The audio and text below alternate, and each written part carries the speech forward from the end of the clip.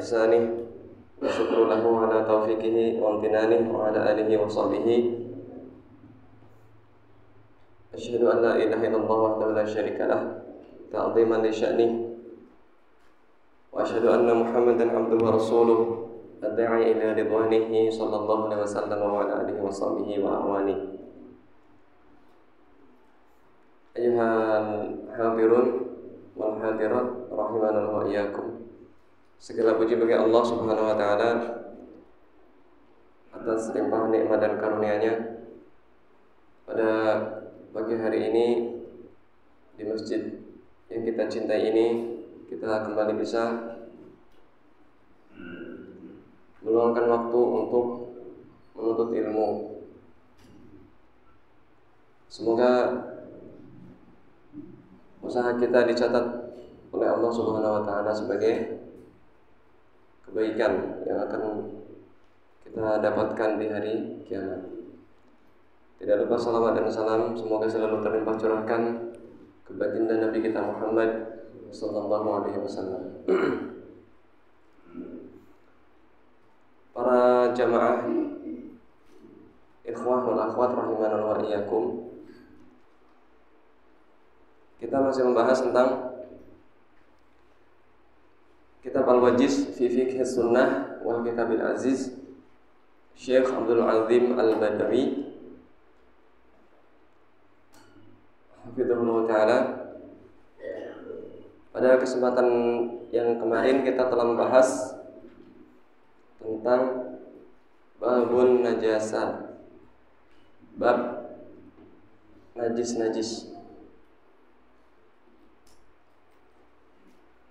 Kita sudah sampai pembahasan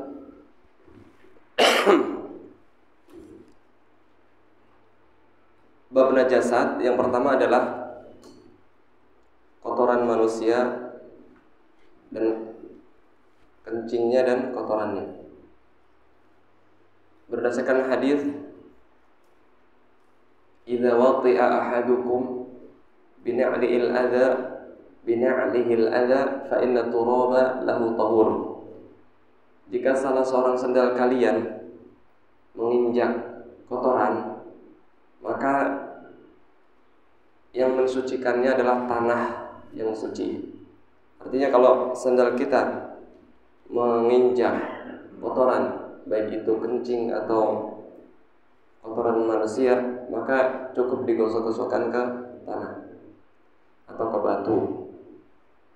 Adapun tentang kencing adalah seorang Arab Badui bala fil masjid, yang kencing sambil berdiri di masjid. Kemudian Rasulullah SAW membiarkan Arab Badui ini supaya tidak menyebar kemana-mana, dan Rasulullah setelah itu SAW menyuruh untuk menyiramnya dengan air.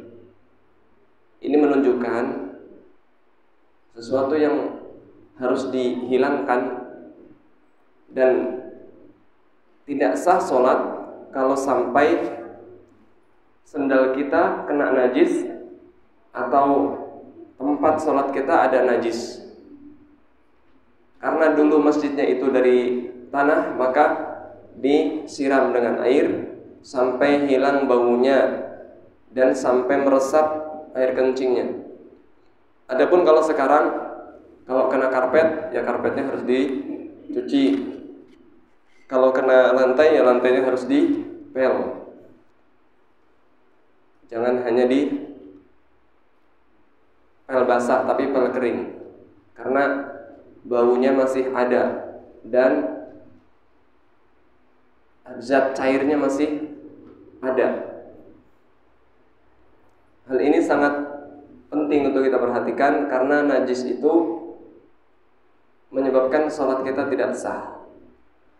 Karena syarat sah sholat apa? Salah satunya adalah suci tempat. Sudah kita jelaskan, najis adalah kullu ma yamna'u min sihhatis shalah. Najis itu semua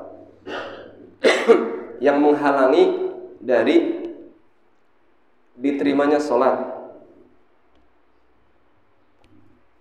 Ini bisa dibuat jalan-jalan.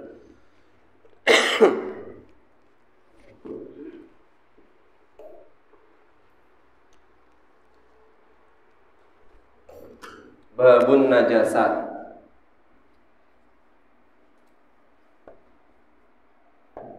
Ibu-ibu nggak bisa ngeliat, pakai TV. Besok pakai layar, beliin TV.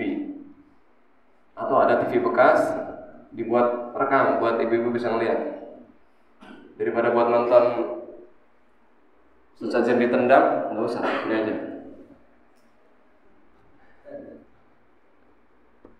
Satu, baulul adami wa kotorannya.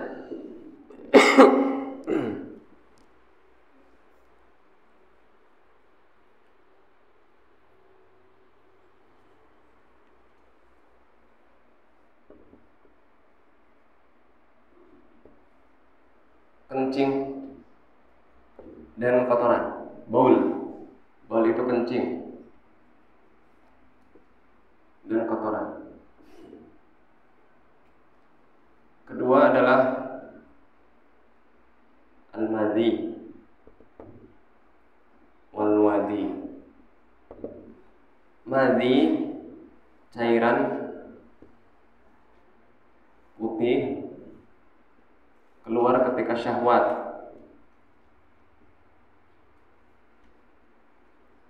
Atau adapun wadi, cairan encer.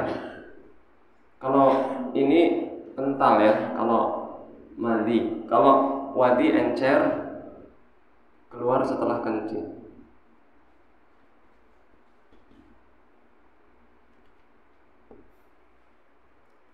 Makanya bapak-bapak kalau kencing, setelah kencing jangan langsung dibungkus. Jangan langsung bapak cepet-cepet. Posisi duduknya harus diperhatikan dan sambil diurut supaya cairannya keluar. Jangan asal keluar kencing kemudian langsung buru-buru, jangan. Kemudian maaf, ini 1, 2. 1, 2. Ini 3, 4. Ini 5. Jadi ini najis. Najis itu apa sih? Najisun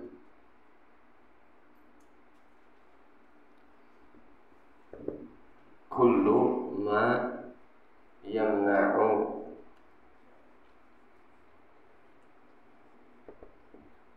min sihhatis shalah.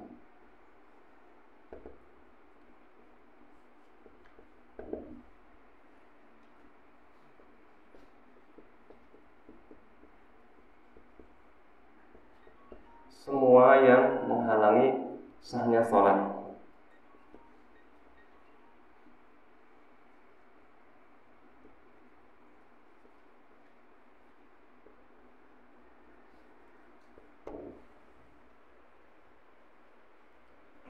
Semua yang menghalangi nantinya sholat. Karena diantara syarat sholat, diantara syarat sahnya sholat,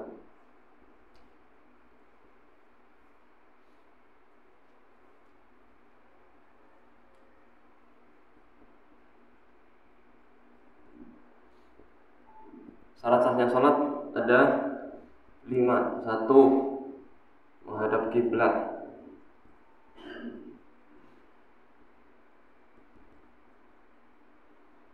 2, masuk waktu. 3, menutup aurat. 4,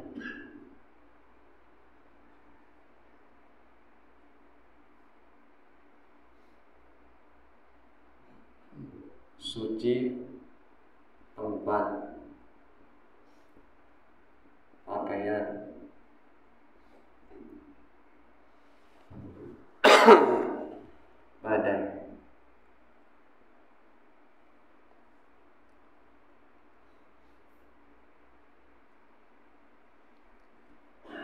Ya, suci tempat sama badan sama pakaian. Menghadap kiblat, masuk waktu, menutup aurat, suci tempat, pakaian dan badan. Ini syarat sah salat 4 aja deh. Kemudian yang kelima,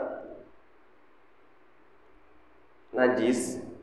Kita sudah bahas kemarin kotoran hewan yang haram dimakan.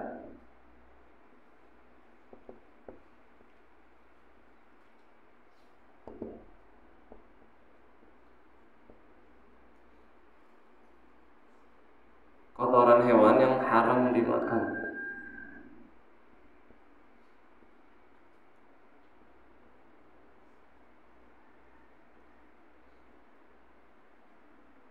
Kotoran tikus, cicak, katak, itu kan haram semua. Ular, dog, babi, apa lagi? Kucing. Walaupun kucing berselisih apakah kotoran kucing najis, Imam Bukhari mengatakan tidak, imam yang lain mengatakan najis. Tapi yang jelas kotor. Kotoran singa, macan,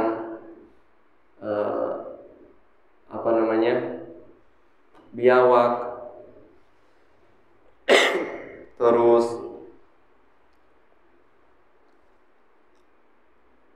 kotoran hewan-hewan yang haram itu bertaring, berkuku tajam. Kita sudah jelaskan kemarin hewan yang haram.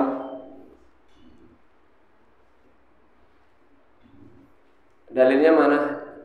Dalilnya adalah ketika Rasulullah Sallallahu Alaihi Wasallam ingin buang hajat, kemudian Rasulullah Sallallahu Alaihi Wasallam menyuruh Ibnu Mas'ud untuk mencari 3 batu. I'tini bisalasati ahjar, berilah padaku 3 batu. Lalu Ibnu Mas'ud mencari, ternyata menemukan 2 batu dan kotoran keledai. Nah, keledai kan haram. Keledai jinak haram. Kalau keledai liar, zebra itu keledai liar, itu halal. Ada yang pernah makan zebra? Enak nggak?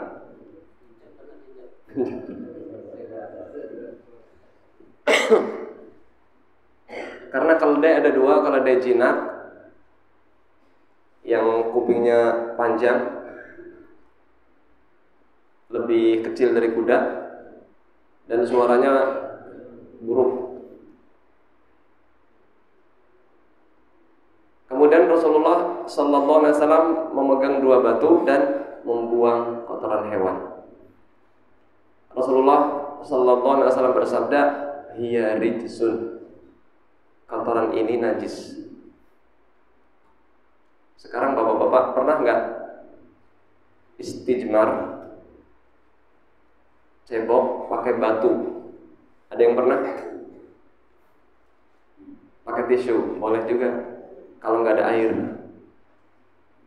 pakai kayu boleh. Kalau nggak ada air, pakai kain, pakai daun. Kalau nggak ada air boleh, Pak. Karena dalilnya adalah ini, Rasulullah beristijmar pakai batu. 3, Pak, batunya 3. Dan batunya jangan yang licin. Kalau yang licin nanti gak bersih. Pakai kelereng, jangan pakai kelereng, Pak. Malah masuk. Pakai kelereng, ya nggak boleh. Pakai besi nggak boleh. Ya, jadi binatang yang haram itu 1, sudah kita jelaskan kemarin, babi. Hurrimat alaikumul maitatu waddamu wa lahmul khinzir, daging babi haram, najis. bangkainya juga, kotorannya juga. Anjing.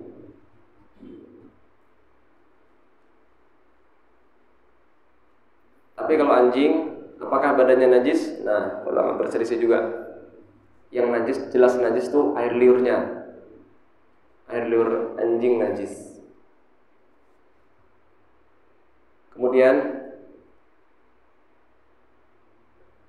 yang binatang-binatang yang haram tadi ya, kullu dzinabin minas siba', semua binatang buas yang memiliki taring.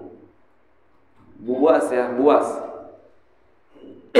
Singa, macan, garangan,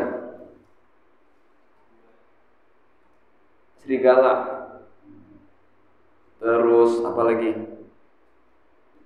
yang di darat, rubah, biawak, itu kan bertaring semua. Wa kullu dzi mikhlabin minat tuyur, dan setiap yang bercakar dari burung, burung elang, burung gagak, burung raja wali, apalagi burung bangkai, itu haram.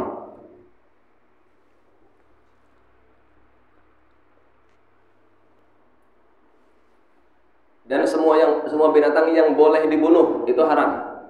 Ular kita disuruh membunuh. Uqtulu al-fawasiq fil haram atau fi kharijil haram.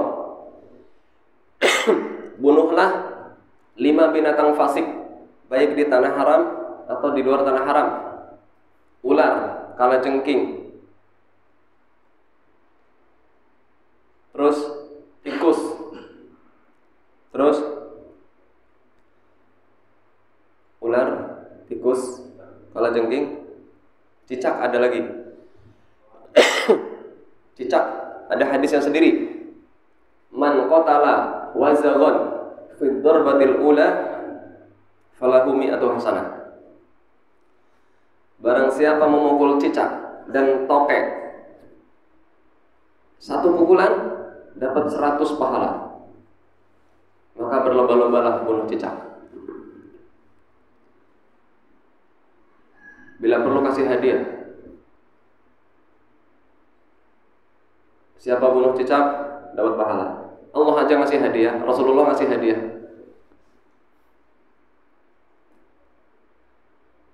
Kita senangnya bunuh nyamuk, ya kan? Padahal bunuh nyamuk nggak ada pahalanya. Cicak tuh ada pahala. Antum bunuh yang ada pahalanya. Terus yang disuruh bunuh, apalagi? Ya pokoknya itu ya. Burung gagak, kenapa suruh bunuh? Ya karena memang pertama ada hadis ya. Yang kedua karena memang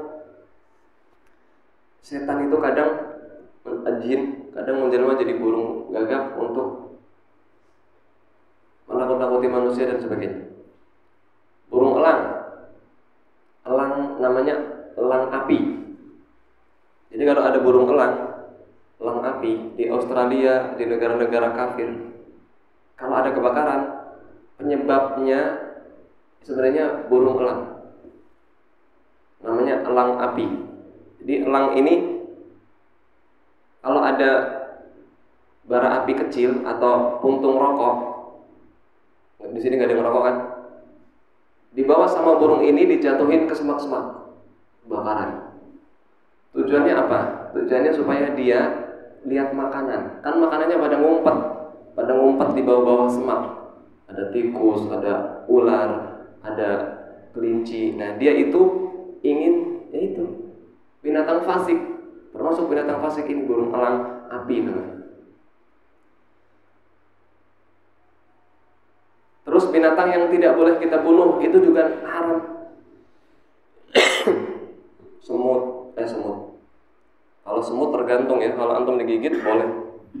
Tapi kalau yang gigit 1, ya antum refleks bunuh 1 aja, nggak usah dendam sama teman-temannya, 1 keluarganya dihabisin. Lebah itu nggak boleh dibunuh, karena menghasilkan madu. Kecuali yang ngantuk antum diantuk tawon, ya udah bunuh yang ngantuk, melindungi diri. Tapi jangan pakai api. Kita tidak boleh membunuh hewan pakai api. La yu'adzib binnar illa rabbun nar. Tidak boleh kita menyiksa dengan api kecuali yang punya api. Siapa yang punya api? Allah. Apa namanya? Katak itu tidak boleh dibunuh. Tadi apa? Burung, hudhud, lebah, itu tidak boleh dibunuh.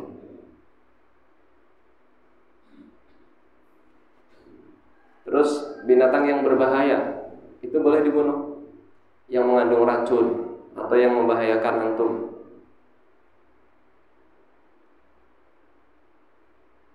Virus itu kan binatang juga. Bakteri. Antum kalau pakai disinfektan itu membunuh bakteri kan? Itu hewan kan? Walaupun nggak kelihatan. Nah, itu najis. Jadi kotoran-kotoran hewan itu najis. Yang keenam, damul haid. Darah haid. Darah haid itu najis.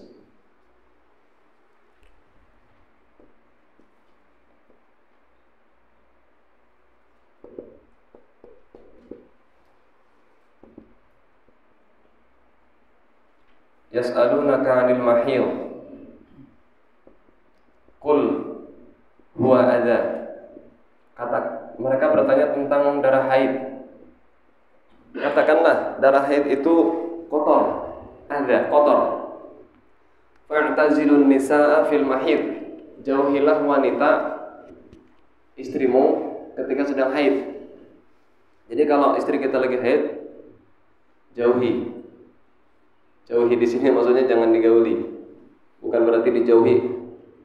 Mih, kamu sebelah sana, Mih. Aku sini, Mih. Kita harus jauh-jauhan ini. Bukan. Jauhi di sini artinya jangan digauli. Rasulullah sallallahu alaihi wasallam bersabda, ketika ada seorang wanita menceritakan bahwa dia ihdana yusibu sawbuha min damil haid kaifa tasna. Ya Rasulullah sallallahu alaihi wasallam, salah satu dari kami wanita darah haidnya kena baju menciprat. Bagaimana cara kita membersihkan ya Rasulullah? Tahutuhu summa taqrusuhu. Engkau bersihkan air, kasih air, kemudian engkau mengeriknya atau menggosoknya bil ma, summa tandahuhu. Kemudian kamu menyiramnya. Kemudian setelah itu dikeringkan, kemudian sholat. Ini menunjukkan bahwa darah haid itu najis. Makanya wanita ketika sedang haid tidak boleh sholat dan tidak usah diqadha. Umirna biqadha'i siyam wala biqadha'i sholat. Ketika ada seorang wanita datang kepada Aisyah, ya Aisyah, kenapa kita kalau pas haid kemudian datang waktu sholat kita tidak boleh sholat dan tidak usah mengqadha sholat, tapi kalau puasa kita disuruh mengqadha? Aisyah radhiyallahu anha mengatakan, apakah engkau seorang khawarij? Bukan, aku hanya bertanya. Kadzalika umirna biqadha'i siyam wala biqadha'i shalah. Iya, memang kita diperintahkan untuk mengqadha puasa. Kalau wanita haid kan enggak puasa, itu harus diqadha. Dan kalau sholat tidak diqadha. Karena kalau mengqadha sholat berat. Coba sekali satu hari 5 kali, 7 hari enggak sholat 35 kali, berat kasihan. Yang ketujuh, lu'abul kalbi, air liur dog.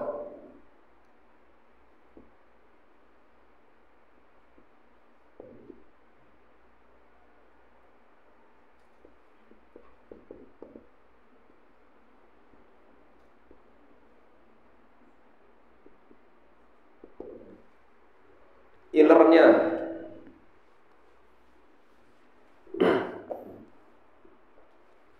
air liur anjing itu najis.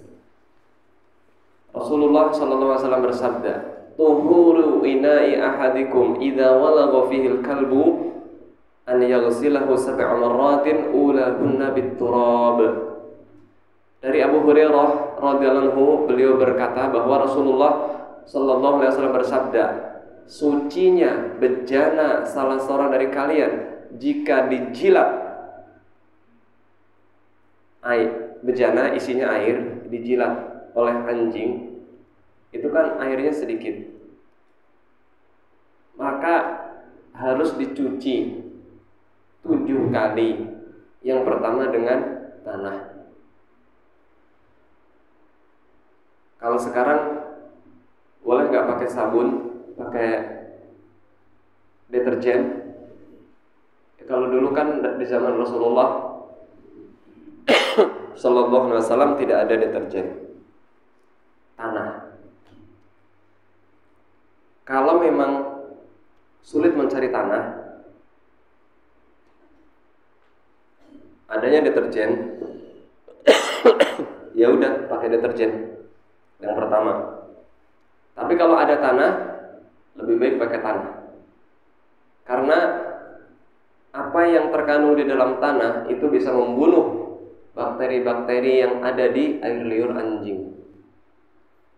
Inilah kemukjizatan Rasulullah Sallallahu Alaihi Wasallam. Rasulullah Sallallahu Alaihi Wasallam kan tidak tahu kandungan zat tanah. Rasulullah Sallallahu Alaihi Wasallam mengucapkan itu karena wahyu dari Allah. Wa ma yantiqu 'anil hawa in huwa illa wahyu yuha. Nabi Muhammad sallallahu alaihi wasallam tidak berbicara dengan hawa nafsu, tetapi wahyu dari Allah Subhanahu wa taala.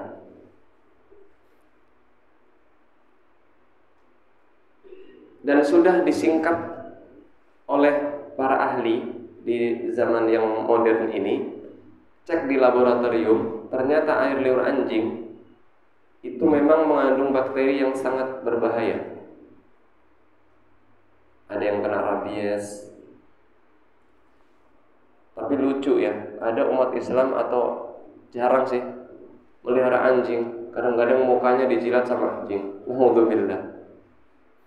Anjingnya dikasih rumah, anjingnya dikasih makanan khusus, mahal lagi. Yang melihara orang Islam lagi, pahalanya berkurang setiap hari 1 qirah. Man rabba kalban ghaira kalba saydin aw hirasatin nuqisa min ajrihi kulla yaum qiratan.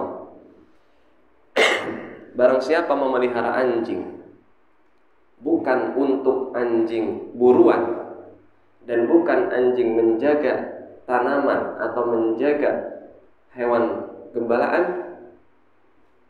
melihara di rumah, maka pahalanya berkurang 1 qirot setiap hari. 1 qirot itu seperti gunung Uhud.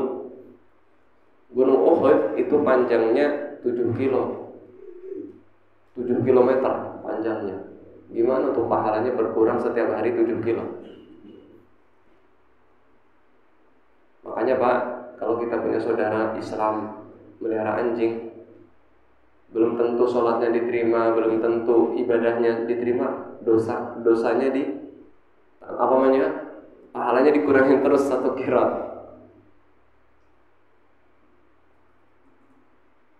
Jadi caranya dicuci Pak. Ini kalau mengenai air, bejana yang isinya air. Kalau mengenai baju, ya cuci juga Pak, dengan deterjen. Ini menunjukkan bahwa najis, menurut mazhab Syafi'i, najis ada 3. Najis mukhaffafah, ringan. Kita orang Indonesia Pak, harus tahu mazhab Syafi'i. Enggak harus sih, tapi tahulah lebih baik. najis ada 3. Najis mukhaffafah, ringan, yaitu air kencing anak kecil laki-laki yang belum makan selain ASI. Misalkan bapak punya anak kecil umur seminggu, kencing di baju bapak, cukup diciprati air pak, tidak usah dicuci. Itu namanya najis mukhaffafah. Yang kedua najis mutawassithah, najis menengah. Ya najis yang kebanyakan, kotoran, kencing, itu mutawassithah. Ada yang najis mughalladzah, nih najis yang sangat berat, yaitu dicuci sampai 7 kali. Yang pertama pakai tanah, supaya bakteri-bakterinya yang menempel di bejana itu hilang. Dan yang bisa membunuh di zaman Rasulullah hanyalah tanah. Kalau di zaman sekarang memang ada deterjen yang bisa membunuh bakteri yang ada di dalam tubuh jilatan anjing, maka silahkan.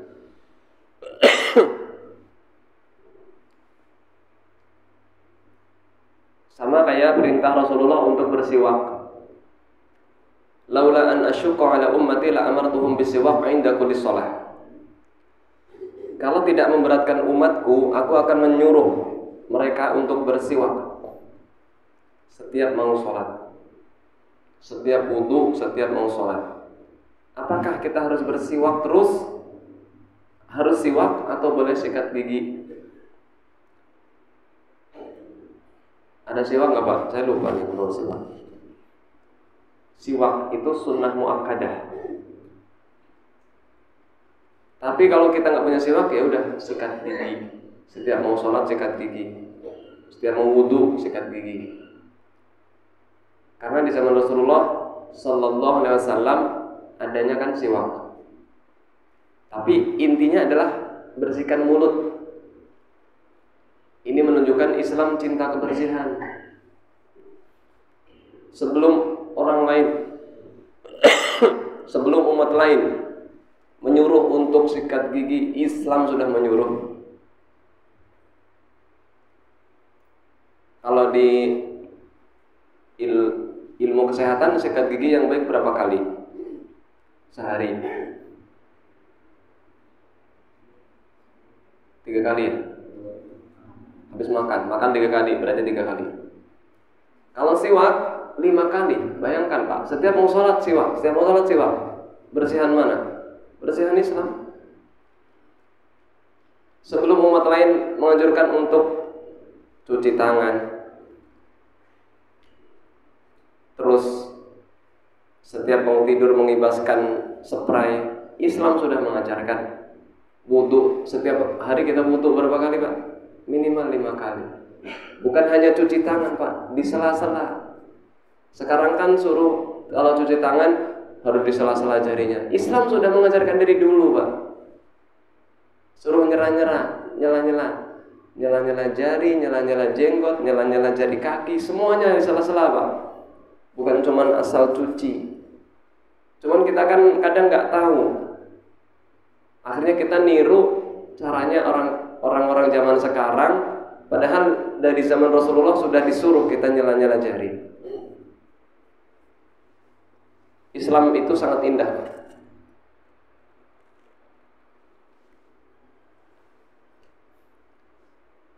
Jadi air liur anjing najis. Tapi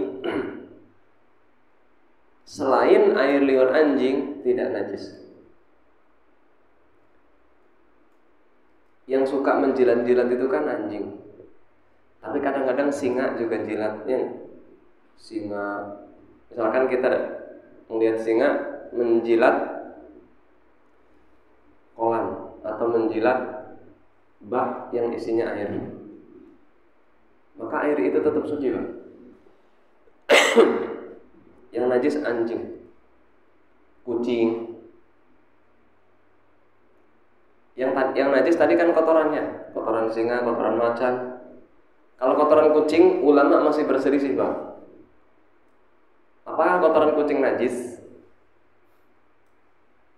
Yang jelas kotor. Kotoran kucing itu kotor. ya kan? Jadi bekas jilatan singa, bekas jilatan kucing itu tidak najis. Bekas jilatan kambing nggak najis.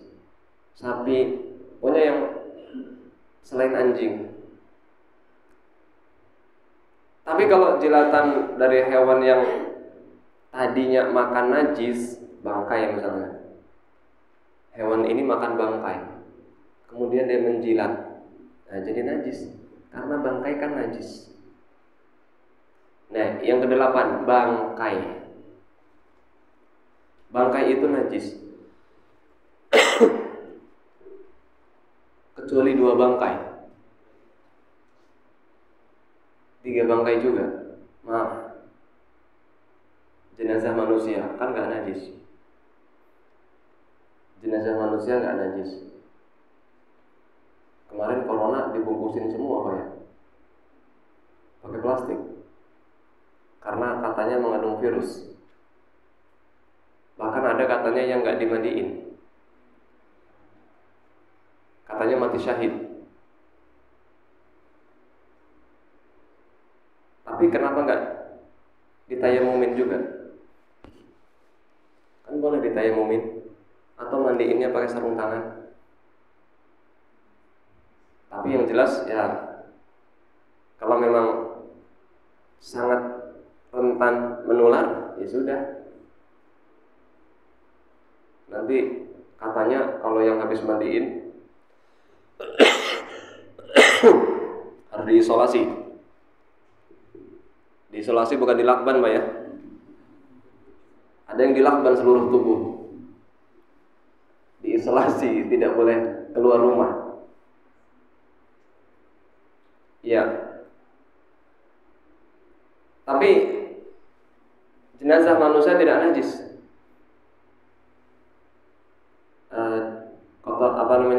Bangkai ikan sama bangkai balang tidak najis, boleh dimakan asalkan belum busuk. Ya, apa sih bangkai? Bangkai itu semua binatang yang tidak disembelih dengan sembelih syar'i.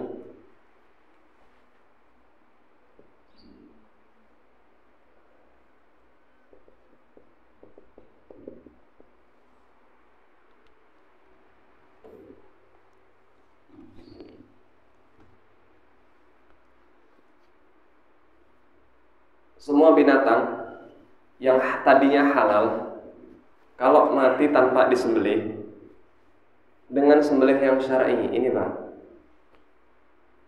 nyembelih yang syar'i ya tunggu sampai mati, jangan baru sedikit yang terpotong harus 3 Pak. Urat makan dan pernafasan itu harus kepotong. Kalau cuman di kulit kemudian ditaruh air panas matinya karena air panas, ini berarti bangkai Pak. Jadi harus mati dulu. Disembelih bismillah, baca bismillah. Kalau mulutnya nggak baca bismillah, kalau dia sengaja, menurut madhab Imam Ahmad, bangkai. Tapi kalau menurut madhab Imam Hanafi, kalau dia masih muslim, halal, karena dia masih muslim. Tapi yang jelas, kalau seorang muslim, perintah Rasulullah kan baca bismillah. Rasulullah, Allah Ta'ala berfirman, وَلَا تَأْكُلُوا مِمَّا لَمْ يُذْكَرِ اسْمُ اللَّهِ عَلَيْهِ. Jangan kalian makan binatang yang tidak disembelih dengan nama Allah. Tidak disembelih dengan nama Allah, maksudnya tidak baca bismillah atau menyebut nama lain, atau ya dipersembahkan untuk yang lain, dipersembahkan untuk Nyi Roro Kidul, untuk penunggu gunung. Nah ini juga haram binatang sembelihan begini. Man dzabaha li ghairillah faqad asyrak. Barang siapa menyembelih untuk selain Allah, maka dia telah berbuat syirik. Cuma ya jangan diviralkan, Pak. Bapak nendang-nendang aja, tapi jangan diviralkan. Rasulullah sallallahu alaihi wasallam bersabda, "Idza dubighal ihab faqad tahur." Jika disamak kulit binatang, kulit bangkai, maka dia suci. Jadi Pak, kalau ada bangkai kambing, sapi, misalkan jadi bangkai, kita boleh memanfaatkan kulitnya. Bukan untuk dimakan, tapi untuk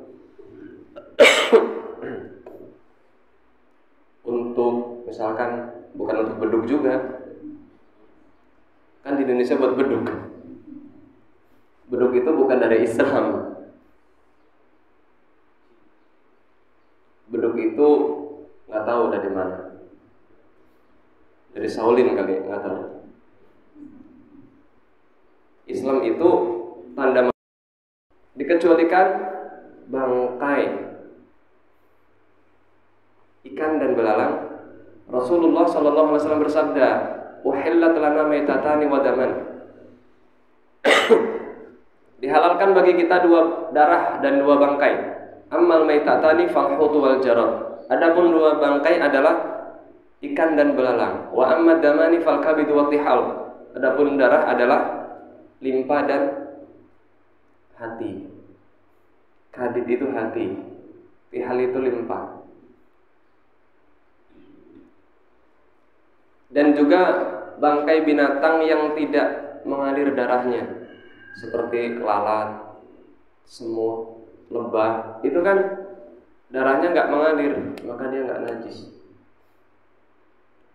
Makanya ketika ada lalat jatuh ke salah satu air kopi kita, atau teh, atau wedang uwuh, atau air putih, celupin aja lalatnya.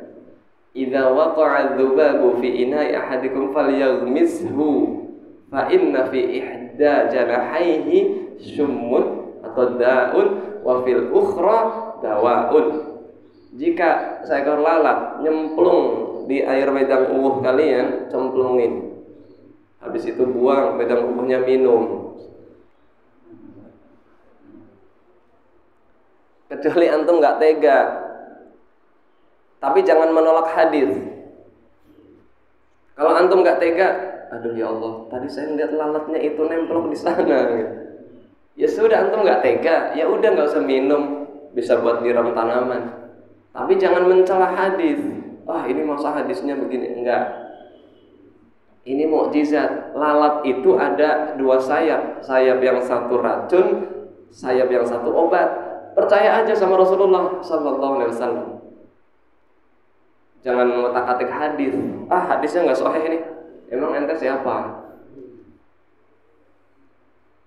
3. Tulang bangkai, tanduknya, kukunya, rambutnya, bulunya itu suci. Antum megang bangkai, megang tanduknya, megang kukunya, megang rambutnya, suci.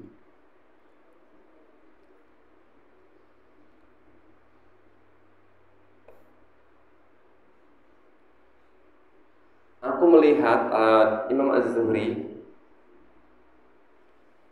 dalam kitab Idhamul Mauta seperti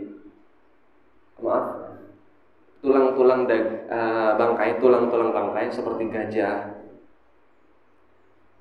Aku menemukan orang-orang dari kalangan salaf, mereka menggunakan tulang binatang itu untuk menyisir dan untuk meminyaki rambut. Jadi dulu kan nggak ada sisir, Pak. Maksudnya bikin sisirnya tuh dari mana? Dari ini, Pak. Dari tulang binatang.